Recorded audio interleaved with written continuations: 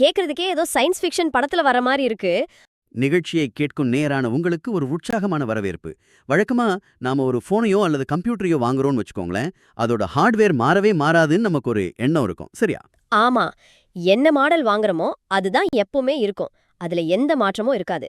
ஆனா நீங்க அந்த போனை பயன்படுத்த பயன்படுத்த அது தனக்குத்தானே புது சிப்களை உருவாக்கி அதோட மெமரியை அதிகப்படுத்திக்கிட்டா எப்படி இருக்கும்? ஓ, அது கேக்குறதுக்கே ஏதோ சயின்ஸ் ஃபிக்ஷன் படத்துல வர மாதிரி இருக்கு. ஆனா உண்மையில சொல்லப் போனா, நீங்க இப்போ இந்த பேச்சை கேட்டுக்கிட்டு இருக்கிற இந்த நொடியில உங்க தலைக்குள்ளேயே தான் நடந்துகிட்டு இருக்கு. கண்டிப்பா. உங்களோட எண்ணங்களே உங்க மூளைய பௌதிக ரீதியா மாற்றி அமைச்சிட்டு இருக்குங்கிற ஆச்சரியமான உண்மை அலசுறது தான் இந்த ஆழமான தேடலோட முக்கிய நோக்கம். புத்தரின் மூளை, அதாவது புத்தாஸ் பிரெயின்ங்கிற புத்தகத்தோட குறிப்புகள் தான். ஆமா, மூளைங்கிறது மாறாத ஒரு உறுப்பு. பிறந்தப்ப என்ன மூளை இருந்ததோ அதுவே தான் வாழ்நாள் முழுசும் இருக்கும்னு ஒரு பொதுவான தவறான எண்ணம் உங்களுக்கு இருக்கலாம். ஆனா அது உண்மை இல்ல. கரெக்ட். உங்க மூளையோட இயக்கத்தை நீங்களே கட்டுப்படுத்த முடிஞ்சா உங்க வாழ்க்கை எப்படி மாறும்? உங்க மூளைக்குள்ளேயே நீங்க எப்படி மாற்றங்களை செய்ய போறீங்கிறது தான் இங்க கேள்வி. மகிழ்ச்சி, அன்பு, ஞானம் இதையெல்லாம் எப்படி உருவாக்குறதுன்னு தெரிஞ்சுக்க முதல்ல அந்த மூளைங்கிற ஹார்ட்வேரை பத்தி நம்ம புரிஞ்சுக்கணும் இல்லையா? கண்டிப்பா. அடிப்படையா பாத்தீங்கன்னா மூளைங்கிறது சுமார் 3 பவுண்டு எடையுள்ள ஒரு டோஃபு மாதிரி ரொம்ப மென்மையான ஒரு திசுதான். இதுல சுமார் 1.1 ட்ரில்லியன் செல்கள் இருக்கு. அதுல 100 பில்லியன் நியூரான்கள் இருக்கு. ஓ வாவ், 100 பில்லியன் நியூரான்களா? அது மட்டும் இல்லாம ஒவ்வொரு நியூரானும் சுமார் 5000 இணைப்புகளை கொண்டிருக்கும்னு நான் படிச்சிருக்கேன். ஆமா, அந்த இணைப்புகளை தான் சினாப்ஸ்கள் அப்படின்னு சொல்வோம். இங்க ஒரு ஆச்சரியமான தகவல் என்னன்னா, சொல்லுங்க. நம்ம உடம்போட மொத்த எடையில மூளை வெறும் 2% தான். ஆனா அது 20 முதல் 25% ஆக்சிஜன் மற்றும் குளுக்கோஸை எடுத்துக்குது. அதாவது ஒரு ஃப்ரிட்ஜ் மாதிரி எப்பவுமே தனக்கான ஆற்றலை எடுத்துக்கிட்டு இயங்கிக்கிட்டே இருக்கான். ஆமா, நீங்க ஆழ்ந்து தூங்குனாலும் சரி, ரொம்ப கடினமா யோசிச்சாலும் சரி, அது எப்பவுமே வேலை செஞ்சுக்கிட்டே தான் இருக்கு. சரி, இதை கொஞ்சம் விரிவாக பார்ப்போம். மூளை தூங்கும்போது இவ்ளோ ஆற்றலை எடுத்துக்குதுன்னா உள்ள அப்படி என்னதான் வேலை நடக்குது? அது தன்னைத்தானே தொடர்ந்து மறுசீரமைப்பு செஞ்சுக்கிட்டே இருக்கு. இதுக்கு தான் நியூரோபிளாஸ்டிசிட்டி அப்படின்னு பேரு. நியூரோபிளாஸ்டிசிட்டி. நரம்பியல் அறிவியல்ல ஒரு பிரபலமான வாசகம் உண்டு. அதாவது ஒன்றாக செயல்படும் நியூரான்கள் ஒன்றாக பிணைக்கப்படுகின்றன. ஒரு நிமிஷம், இது கேட்கறதுக்கு நல்லா இருக்கு. ஆனா கண்ணுக்கே தெரியாத நம்ம எண்ணங்கள் எப்படி ஒரு பௌதீக மூளையோட அமைப்பை மாத்த முடியும்? நிஜமாவே சதையில மாற்றம் வருதா? 100க்கு 100 வருது. நீங்க ஒரு விஷயத்த திரும்ப திரும்ப நினைக்கும் போது நியூரான்கள் ஒரு மின் சிக்னலை அனுப்புது. மூளை உடனே அந்த பாதைய முக்கியம்னு நினைச்சு மயலின் அப்படிங்கிற ஒரு கொழுப்பு பொருளை அந்த நரம்புகள் மேல பூசுது. ஓஹோ, அப்ப அந்த பாதை இன்னும் வேகமா செயல்படுமா? ஆமா, அந்த சினாப்ஸ்கள் பௌதீக ரீதியாவே தடிமனாகுது. அப்படியானால் மூளைய ஒரு தசைக்கு, அதாவது மசில்க்கு ஒப்பிடலான்னு சொல்லுங்க. ஜிம்முக்கு போனா தசை பெருசாகிற மாதிரி நம்ம எண்ணங்கள் மூளைய செதுக்குது. மிக சரியான உதாரணம். இதுக்கு ஒரு நேரடி ஆதாரம் பாத்தீங்கன்னா லண்டன் நகரத்தோட டாக்ஸி ஓட்டுநர்கள் தான். லண்டன் டாக்ஸி டிரைவர்களா? அவங்களுக்கு என்ன சிறப்பம்சம்? லண்டன் சாலைகள் ரொம்ப வளைஞ்சே நெளிங்க இருக்கும். அத ஜிபிஎஸ் இல்லாம ஞாபகம் வச்சிருக்க அந்த டிரைவர்களோட மூளைய ஸ்கேன் பண்ணி பார்த்தாங்க. ஓ, ஏதாவது வித்தியாசம் இருந்ததா? ஆச்சரியமா இருந்துச்சு. அவங்க மூளையில நினைவாற்றலுக்கான ஹிப்போகேம்பஸ் பகுதி மற்றவர்களை விட பௌதீக ரீதியாவே பெரியதா வளர்ந்திருந்தது. நம்பவே முடியல. பயிற்சிக்கு ஏத்த மாதிரி மூளை அதோட அளவே மாத்திக்குது. இங்க மிகவும் ஆச்சரியமான விஷயம் என்னவென்றால், மனம் என்பது மூளையின் செயல்பாடே அப்படிங்கிறது தான். அதாவது நம்ம மனசுங்கிறது தனியா காத்துல மிதக்கிற ஒண்ணு இல்ல, மூளையோட வேலைதான் மனசு, சரியா? கரெக்ட். இது எப்படி புரிஞ்சுக்கலாம்னா, ஒரு காலத்துல பூமிதான் மையம்னு நம்பணும். அப்புறம் கோப்பர்னிக்கஸ் வந்தாரு, நியூட்டன் ஈர்ப்பு விசைய சொன்னாரு, ஐன்ஸ்டீன் சார்பியல் கோட்பாட்டை கொண்டு வந்தாரு. ஆமா, ஒவ்வொருத்தரா வந்து பிரபஞ்சத்தோட ரகசியத்தை விளக்குனாங்க. அதே போலத்தான் மூளைக்கும் மனதுக்கும் உள்ள தொடர்பு எதிர்காலத்துல முழுமையா நமக்கு புரிய வரும். சரி, மூளைய மாத்தினா மனசை மாத்தலான்னு சொல்றீங்க. அப்போ நம்ம ஏன் எப்பவுமே சந்தோஷமான எண்ணங்களை மட்டுமே நினைச்சு வாழக்கூடாது? ஏன் மனுஷங்களுக்கு இவ்ளோ கவலை, பயம் எல்லாம் வருது? இதுக்கு பதில் தெரியணும்னா நாம கொஞ்சம் பரிணாம வளர்ச்சி, அதாவது எவல்யூஷனை பார்க்கணும். நம்ம மூளை ஒரு புது மாடல் கார் கிடையாது. பல மில்லியன் வருஷங்களா பழைய மாடல்கள் மேலேயே கட்டப்பட்ட ஒரு அமைப்பு. அதாவது நம்ம தலைக்குள்ள ஒரு பல்லி, ஒரு அணில், அப்புறம் ஒரு குரங்கு, இதெல்லாம் சேர்ந்து நம்ம உணர்ச்சிகளை இயக்குதுன்னு சொல்லலாமா? ஆமா, தோராயமா அப்படிதான். மூளையோட அடிப்பகுதியில இருக்கிறது ஊர்வன மூளை. அது பல்லி மாதிரி எப்பவுமே தப்பிக்கணுங்கிற பதற்றத்துல இருக்கும். அதுக்கு மேல இருக்கிறது பழைய பாலூட்டிகள் மூளை. அதுதான் அணில் மாதிரி செயல்படுற பகுதியா? கரெக்ட். இது உணர்ச்சிகள், கோபம், பாசம் இதையெல்லாம் கையாளும். கடைசியா வந்ததுதான் புதிய பாலூட்டிகள் மூளை அல்லது கார்டெக்ஸ். அது குரங்கு மாதிரி யோசிக்கிறது, திட்டமிடுறதெல்லாம் பண்ணும் இல்லையா? ஆமா, இந்த 3ம் சேர்ந்துதான் செயல்படுது.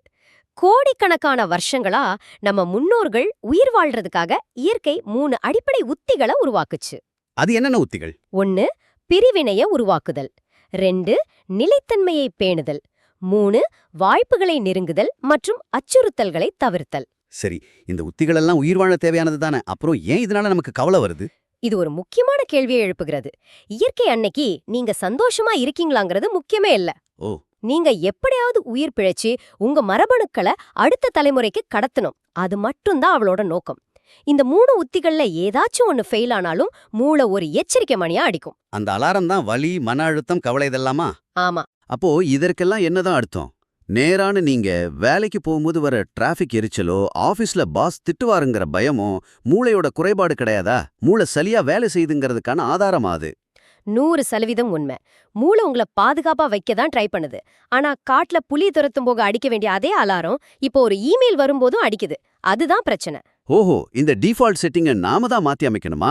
இந்த செட்டிங்ல ரொம்ப ஆபத்தானது எதுன்னு பாத்தீங்கன்னா, நான் உலகத்துல இருந்து தனித்திருக்கேன் அப்படிங்கிற மாயை தான். கரெக்ட். இத உருவாக்குறது மூளையோட பரைட்டல் லோபு பகுதி. இது நம்ம தலையோட பின்பகுதியில இருக்கு. இதுதான் நம்ம உடம்போட எல்லை எதுன்னு மூளைக்கு உணர்த்துது. இது உயிர் வாழ முக்கியம் தான். இல்லைன்னா பஸ் நம்ம மேல மோத வரும்போது பஸ்ஸும் நாமும் ஒண்ணுதான் நினைச்சு நாம அப்படியே நின்னுடுவோம். ஆமா, அதனாலதான் இது என் உடல், அது வெளி உலகம்ங்கிற ஒரு எல்லை கோடு நமக்கு தேவைப்படுது. உள்ள ஒரு பெரிய கான்கிரீட் சுவர் அப்படின்னு நம்ம மூளை நம்புது. ஆனா நிஜத்துல அப்படி ஒரு சுவர் இருக்கா என்ன? கிடையவே கிடையாது. நாம் தினமும் சாப்பிடுற சாப்பாடு மூலமாவும் சுவாசிக்கிற காத்து மூலமாவும் இந்த உலகத்தோட பல பில்லியன் அணுக்களை பரிமாறிக்கிட்டு தான் இருக்கோம். ஆமா, இத ஒரு சின்ன உதாரணத்தோட பாப்போம். நேரே நீங்க இப்போ ஒரு டம்ளர் தண்ணி குடிக்கிறீங்கன்னு வச்சுப்போம். அந்த தண்ணி எப்படி உங்க உதட்டுக்கு வந்துச்சு? சூரிய ஒளியோட ஆற்றல் கடல்ல இருக்கிற நீரை ஆவியாக்கி, மழையாக்கி, நிலத்தடி நீராகி ஒரு உணவுச் சங்கிலி மூலமா தான் உங்க உதடுகளுக்கு வருது. கரெக்ட். நமக்கும் உலகத்துக்கும் நடுவுல இருக்கிறது ஒரு பெரிய இரும்பு சுவர்ல.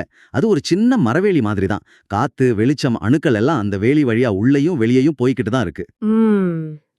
இந்த பிரபஞ்ச தொடர்ப இன்னும் ஆழமா புரிஞ்சுக்க ஒரு வரலாற்று உதாரணத்தை பார்க்கலாம். 1914ல ஒரு செர்பிய தேசியவாதி ஆர்ச்சிடியூக் ஃபெர்டினாண்ட் என்பவரை சுட்டுக் கொன்றான். ஆமா, அதுதான் முதல் உலகப் போர் வர காரணமா அமைஞ்சது. சரியா சொன்னீங்க. அந்த ஒரு சம்பவத்தால உலகமே மாறி மக்கள் இடம்பெயர்னாங்க.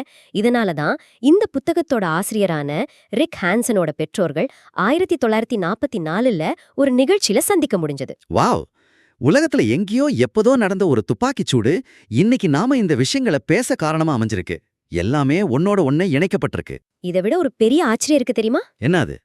உங்க உடம்புல இருக்கிற இரும்பு சத்து, நீங்க சுவாசிக்கிற ஆக்சிஜன், இதுல உள்ள பெரும்பாலான அணுக்கள் எங்கிருந்து வந்துச்சு? பல பில்லியன் வருஷங்களுக்கு முன்னாடி வெடிச்சு சிதறின ஒரு நட்சத்திரத்திலிருந்து வந்ததுதான். உண்மையாவா? சூப்பர் நோவா வெடிப்புல உருவானதா? ஆமா, ஒரு நட்சத்திரத்தோட மையத்துல நடக்கிற அதி பயங்கரமான வெப்பத்துல தான் இந்த அணுக்கள் உருவாக முடியும். நீங்க உண்மையிலேயே நட்சத்திர துகள்களால் ஆனவர்கள் தான். இது சும்மா கவிதையில தூய்மையான அறிவியல். நாம நட்சத்திர துகள்களால் ஆனவங்க. ஆனா நம்ம மூளை என்ன பண்ணுது? நான் ஒரு சின்ன ஆள், நான் தனித்தவன்னு சொல்லி நம்மள கவலையில தள்ளுது. இந்த மாயையிலிருந்து வெளியில வந்து மூளையை எப்படி சந்தோஷமா மாத்துறதுங்கிற இடத்துல தான் அறிவியலும் பௌத்த தத்துவமும் ஒன்னா இணையுது. அதாவது புத்தர் போதித்த அந்த 3 தூண்கள்: அறம், விழிப்புணர்வு மற்றும் ஞானம். கரெக்ட். இது நவீன நரம்பியல் அறிவியலோட எப்படி பொருந்துதுன்னு பாத்தீங்கன்னா, நம்ம மூளைக்கும் 3 அடிப்படை செயல்பாடுகள் இருக்கு: ஒழுங்குமுறை, கற்றல் மற்றும் தேர்ந்தெடுத்தல். ஓ, இந்த 3க்கும் அந்த 3க்கும் நேரடி தொடர்பு இருக்கா? எப்படி? முதல்ல அறம் எடுத்துக்கலாம். அது எப்படி மூளையோட ஒழுங்குமுறையோட தொடர்பு படுது?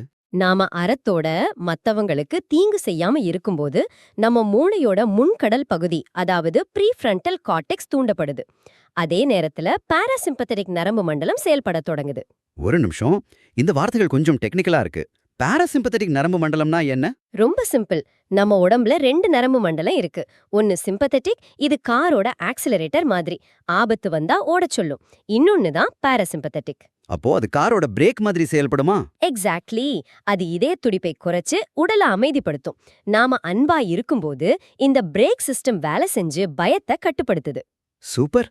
அடுத்து 2வது தூண் விழிப்புணர்வு, அதாவது மைண்ட்ஃபுல்னஸ். இது மூளையோட கற்றல் செயல்பாட்டை குறிக்குது இல்லையா? நாம எதன் மேல கவனத்தை செலுத்துறோமோ அது வளரும். ஆமா, உங்க கவனம்ங்கிறது ஒரு ஸ்பாட்லைட் மாதிரி. நீங்க கவலைகள் மேலேயே கவனத்தை வச்சா மூளை கவலைக்கான நரம்பு பாதைகளை தான் வலிமையாக்கும். அப்போ நாம நிகழ்காலத்துல ஒரு சின்ன சந்தோஷமான விஷயத்துல கவனம் செலுத்தினா மூளை அந்த அமைதிக்கான பாதையை வலுவாக்கும். சரியா? கண்டிப்பா. மையலின் பூச்சு அங்க அதிகமாகும். 3வதா பாத்தீங்கன்னா ஞானம். இது மூளையோட தேர்ந்தெடுத்தல் செயல்பாட்டை குறிக்குது. தற்காலிகமான சின்ன இன்பத்தை விட நிலையான பெரிய நன்மைகளை தேர்ந்தெடுக்கும் திறன் அதுதானே? ஆமா, இதுவும் ப்ரீஃப்ரண்டல் கார்டெக்ஸ் மூலமா தான் நடக்குது. இத ஒரு பரந்த கண்ணோட்டத்தோட இணைத்து பார்த்தால் இந்த மாற்றங்களை செய்ய நாம துறவியா மாற தேவையில்ல. ம் அன்றாட நாம செய்யற சின்ன சின்ன நல்ல விஷயங்கள் காலப்போக்குல நம்ம நரம்பு மண்டலத்துல பெரிய மாற்றத்தை உருவாக்கும். சின்ன விஷயங்களா? ஆமா, விழும் ஒவ்வொரு மழைத்துளியும் பெருசா தெரியாது. ஆனா தொடர்ந்து ஒரே இடத்துல விழும்போது அது பிரம்மாண்டமான ஒரு கிராண்ட் கேனியன் பள்ளத்தாக்கையே உருவாக்கிடும். அதேதான். அதனால உங்களோட எதிர்கால சுயத்தின் மேல நீங்க அன்பு காட்டணும். ஒரு சின்ன குழந்தை மேல காட்டுற அதே அன்பை உங்களுக்கு நீங்களே காட்டணும். ரொம்ப அழகா சொன்னீங்க. சரி, நாம இப்போ இந்த ஆழமான தேடலோட இறுதி பகுதிக்கு வந்துட்டோம். இன்னைக்கு நாம நிறைய விஷயங்களை அலசணும். ஆமா, 3 பவுண்டு எடையுள்ள மூளை எப்படி தன்னைத்தானே மாத்திக்குது, நம்ம தலைக்குள்ள இருக்கிற பரிணாம விலங்குகள் எப்படி கவலைய உருவாக்குதுன்னு பார்த்தோம். அது மட்டும் இல்லாம தனிமைங்கிற மாயைய உடைச்சி நாம எல்லாரும் நட்சத்திர துகள்களால் ஆனவங்கங்கிற பிரபஞ்ச உண்மையும் தெரிஞ்சுக்கிட்டோம். முக்கியமா அறம், விழிப்புணர்வு, ஞானம் மூலமா நம்ம நியூரான்களை எப்படி சந்தோஷத்துக்காக மாத்தி அமைக்கிறதுன்னு பார்த்தோம். இன்னைக்கு உலகமே ஒரு கத்தின் விளிம்புல நிக்குது. பருவநிலை மாற்றம், வறுமைன்னு பல ஆபத்துகள். இதையெல்லாம் சரி செய்ய தேவையான வளங்கள் நம்மகிட்டயே இருக்கு. ஆனா அறம், விழிப்புணர்வு இதோட பற்றாக்குறை தான் பிரச்சனை. கரெக்ட். நேரே நீங்க உங்க மூளைய விழிப்புணர்வோடு பயன்படுத்த தொடங்கும்போது அது இந்த உலகத்தையே ஒரு சிறந்த திசையை நோக்கி திருப்ப உதவும். கண்டிப்பா. இறுதியா நேரான உங்களுக்கு ஒரு ஆழமான கேள்வியை முன்வைக்கிறோம். கடந்த ஒரு 15 நிமிஷமா நீங்க அந்த உரையாடலை கேட்டுக்கிட்டு இருக்கீங்க இல்லையா?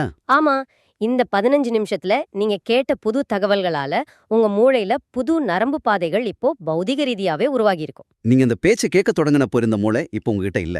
இப்ப நீங்க ஹெட்போனை கழட்டிட்டு உங்க வேலைக்கு போகும்போது அந்த புது நரம்பு பாதைகள்ல எதற்கு உங்க கவனங்கிற உணவை அழித்து வளர்க்க போறீங்க? கவலைகளுக்கா அல்லது மகிழ்ச்சிக்கா? ஞாபகம் வச்சுக்கோங்க, உங்க மூளையோட அடுத்த வடிவம் உங்க கைகள்ல தான் இருக்கு.